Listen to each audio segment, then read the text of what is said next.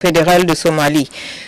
Au nom de Dieu clément, miséricordieux, Excellence, Monsieur le Président Ismaïl Omar Guelleh, Président de la République de Djibouti, Son Excellence Haile Mariam Desalegn, Premier ministre de la République fédérale démocratique d'Éthiopie, Excellence Monsieur Uhuru Kenyatta, Président de la République du Kenya, Excellence Monsieur Ismail Chergui, commissaire à la paix et à la sécurité de l'Union africaine, Excellences, Mesdames et Messieurs.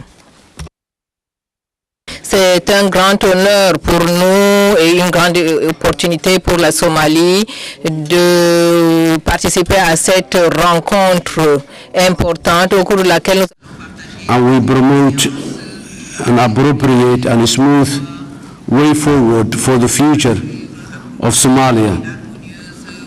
First of all, I would like to appreciate the effort and the commitment of the troop contributing countries in Somalia and the mission of AU in Mogadishu, as well as our international partners who support this mission in the 9th year we are in now.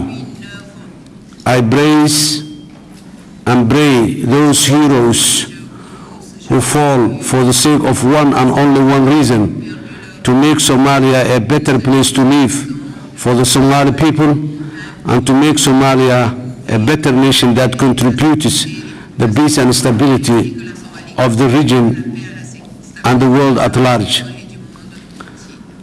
The peace of Somalia, as well as the peace of those who came to Somalia to make sure that Somalia is a peaceful place, is very important.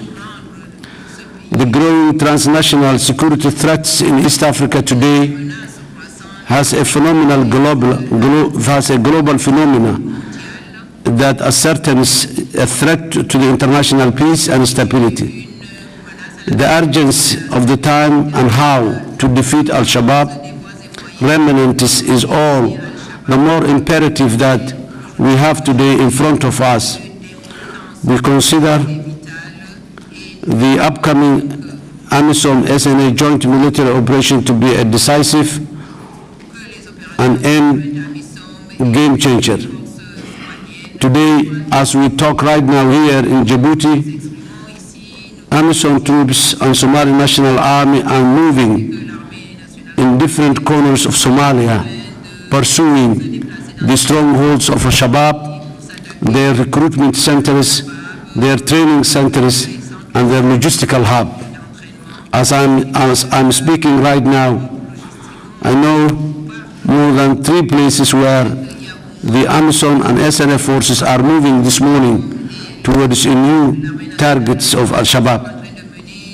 Somalia being the epicenter of the extremism in the whole of Africa, defeating this extremism in Somalia is critical and is in all of our interest, because it will eradicate the likelihood of an even more extreme group taking foothold in other regions that are adjacent to our region.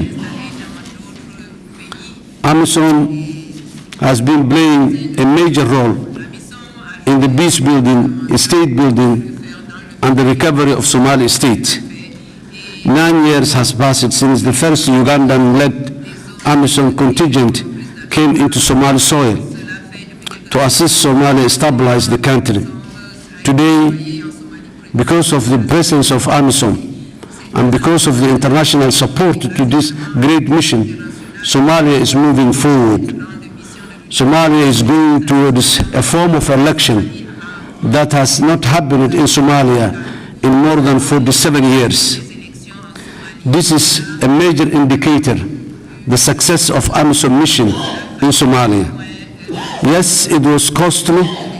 We lost a lot of great men and women who have sacrificed their life, but Somalia is today close to stand its own feet and become an active member of the world community, a peaceful place where its people can live in a better life. Tangible political and security results were achieved because of this mission, the federal government of Somalia has been provided a space to rebuild the state institutions, and many territories were recovered today, where for a long time those territories were ungoverned territories that are hotbed for the extremists for their evil intentions. This is the AMISOM we're talking today. All this long journey and all these bravery acts and operations was not without pitfalls. Those pitfalls many times costed a lot of good lives. Those pitfalls costed many times a lot of backfall of programs. Those pitfalls caused many times hindrances to major achievements that we all were seeking. However, I would like to share with you today that in overall the mission and the war against the terrorism in Somalia is a success story. In a major war, we have always a battlefields that we lose. What we see is those battlefields that sometimes we lose, but the overall picture and the overall war in Somalia is a success story. African Problems for African Solutions was an experiment that shows incredible success that happened in Somalia. Today, however, many of our people and our partners do believe that Al-Shabaab has seized the initiative and increased its attacks against AMISOM, SNA, in isolated positions using hybrid warfare techniques. Al-Shabaab attacks resulted in a high casualty among us in the AMISOM forces as well as Somali National Army, and they received cages of supplies, weapons, and munitions equipment lost both from AMISOM and Somali National Army. This is what makes them to increase their attacks. In 2005, this is the critical time that we have not completed the plans and the programs that we put in place, and the result is what we're seeing today. However, we need to reverse the situation now, restore our confidence and morale, retake the initiative back from the terrorists, attack the enemy and disrupt and deplete its capability to move around. Al-Shabaab's intent and possible center of gravity is places and areas where they can get the highest media coverage possible, so that they show and tell the Somali people as well as the international partners that they are still alive and they can operate. Today, Al-Shabaab is more focused on Mogadishu, the capital city, where the largest population of Somalia living. Mogadishu is a metropolitan place where 2.5 to 3 million people are estimated its population. And being defeated in the outside, they melted back and down into the society, watching the vulnerable places to attack and strike. When they were unable to attack the places they used to attack in the past, now they were in a place for a full load of mini trucks to explode them in the streets, so that many quarters that are close to that street is demolished, and people are died because of those demolished houses that were close to the street that exploded. Last time, the case of Al Jazeera Hotel, when they were unable even to go into that hotel, they exploded just the road that passes in front of the hotel, and the hotel was damaged. What has happened the other night was a similar technique. They were unable to enter into a very great hotel that was there. They were unable to enter into a public garden where people get together on Fridays, and then they explode their vehicle in the middle of the road, which has created a lot of damage to the neighborhood in that part of Somalia, in that part of Mogadishu. Using the EID VBIED and as targeted assassinations is what they are much focusing right now. They most likely wanted to terrorize and attempted to disrupt the final endeavor of the partnership of Somalia and its international partners for the political process of 2016. If we do not retake the initiative from Al-Shabaab and pursue them, they will keep continuing on challenging the finalization of the political process for 2016 in Somalia. Al-Shabaab's center of gravity may focus on the control of the following main supply routes. Main supply route that connects Mogadishu to Balidogle, Lego, Burhakaba, and Baidawa. Control the strategic main supply route west of the Shabelle River and connects Gambole, Yabale, and Bukkosar. These main supply routes are essential gateway to and from by Bakol, Hiran, and Middle Shabelle and Lower Shabelle. Is heavily forested areas with plenty of water that Shabab can hide, the staging ground for weapons and equipment to hide, gives crucially a cover from land and aerial surveillance and attacks in those areas. These are the areas that we need to go and pursue after them. Control of the main supply routes that connects Mogadishu, Johar, Bulaburte, Beledweyne to hinder the movement to and from Hiran, Middle Shabelle, and Benadir as well. Destabilize ongoing political consultation and the formation of the last federal member state in Hiran and Middle Shabelle as well. Surge and targeted AMISOM SNA attacks. We need to reverse the situation, restore confidence and morale of our people and our forces, retake the initiative back, attack the enemy and disrupt them. In conclusion, I would like to present very limited recommendations which I would like the troop contributing countries as well as the African Union mission, our international partners to consider seriously. We need to establish a transitional command and control and communication facility whereby AMISOM First Commander, Commander of the Somali National Army, and coordinator of UNSAS or their representatives jointly plan the overall operation, coordinate intelligence and logistics support.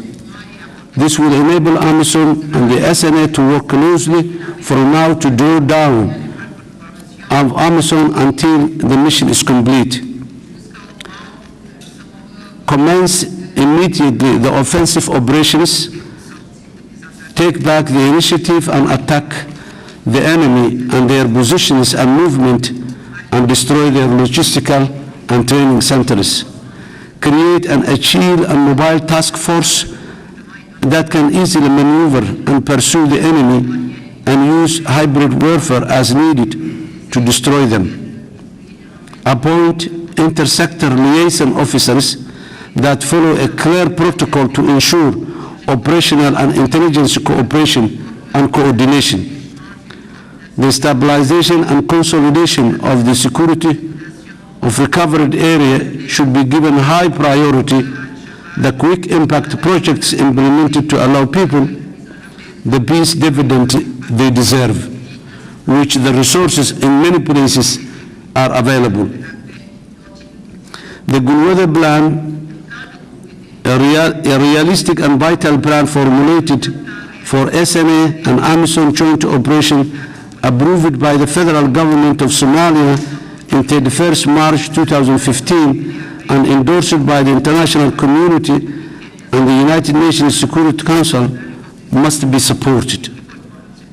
What we need right now is to focus, ladies and gentlemen, on the subject of the building SNA. AMISOM has been in Somalia in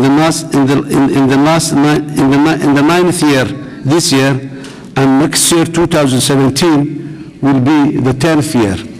After 10 years, we are very much hopeful that AMISOM will be in a position to hand over the security to Somalia gradually. Therefore, we recommend in the remaining 2 years, 2016 and 2017, for the success of the Somali political process, as well as for building a Somali national army that can take over the responsibility of the security. In the past, the focus has been always the warfare, the political process, and eliminating the Shabab. Still, these are important objectives to pursue, but this time we need to focus back building Somali National Army, which can make a difference and which can facilitate the taking over the security responsibility of Somalia, which was the ultimate aim of ultimate aim of the sacrifices made by AMISOM contingent. We don't want to hear the initial sounds that we are hearing now, that resource issue now becoming an issue. We are very much grateful for the international partners who have been supporting AMISOM for the last 9 years, and their support has been proven is a success, and AMISOM can do what they were mandated. However, this is a time again to focus mainly on rebuilding Somali national security forces, whether military or police, so that they can take over. The issue of integration, having a national army with a national character in Somalia, is very critical. The way that Somali National Army was formed during the difficult years was not the right way a national army is to be established. Overhauling and restructuring the national army through reintegration is important. The Somali government has no enough capacity to do that by its own. And so far, the support of the international community is very limited on that area. I reiterate and request again our international partners as well as the troop contributing countries to put focus on supporting the building of an effective Somali National Army that can take over the responsibility of the security. Other than that, I would like again to convey my appreciations, and I would like to say on behalf of Somali government and Somali people, the sacrifices that your boys and girls in uniform did in Somalia will remain part and parcel in the history of Somalia in the generations to come. We appreciate that, and thank you very much. Thank you.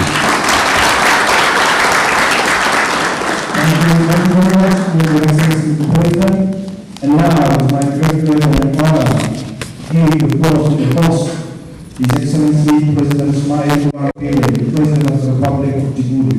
You have the floor, President. بسم الله الرحمن الرحيم. الصلاة والسلام على رسوله الأمين. Excellences, Messieurs les chefs d'État et de gouvernement, Excellences, Messieurs les ministres et chefs de délégation, Monsieur le commissaire de la paix et de la sécurité, Monsieur le représentant spécial du secrétaire général des Nations Unies, distingués représentants des pays amis et des organisations internationales, Mesdames et Messieurs. Permettez-moi tout d'abord de profiter de cette opportunité pour vous souhaiter à vous tous. Welcome you all to this first summit of heads of state and government of AMISOM, which the Republic of Djibouti has the great pleasure to host today on its soil.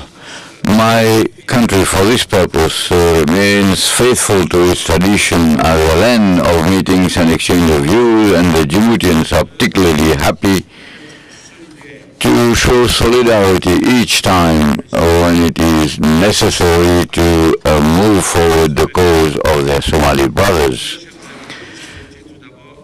Dear invited guests, I would like to welcome particularly the heads of state and government who have graced by their very presence this important event despite a very heavy and tight schedule that they have. Your presence at the summit is impregnated with the meaning and significance. It bears witness to your commitment and to your untiring efforts to make sure Somalia is secure, and also bears evidence to your preparedness to work together in the search for the best ways and means in order to entrench definitively peace throughout the territory of Somalia. I would like to thank the international community as a whole, and particularly the United Nations, for its multifarious support to the operations of AMISOM, a support that we rightly appreciate. Finally, I want to thank our regional organization, IGAD, as well as my brother, the Honorable Prime Minister of Ethiopia, His Excellency Mudane Xasan, current chairman of IGAD, for the unflinching efforts and support that in order to speed up the process of the formation of the federal state of Somalia. Obviously, I'm here referring to the preparation of the elections of 2016, and particularly the recommendations of the 55th extraordinary meeting of the Council of Ministers of IGAD, which was held in Addis Ababa on 30 and 31 January.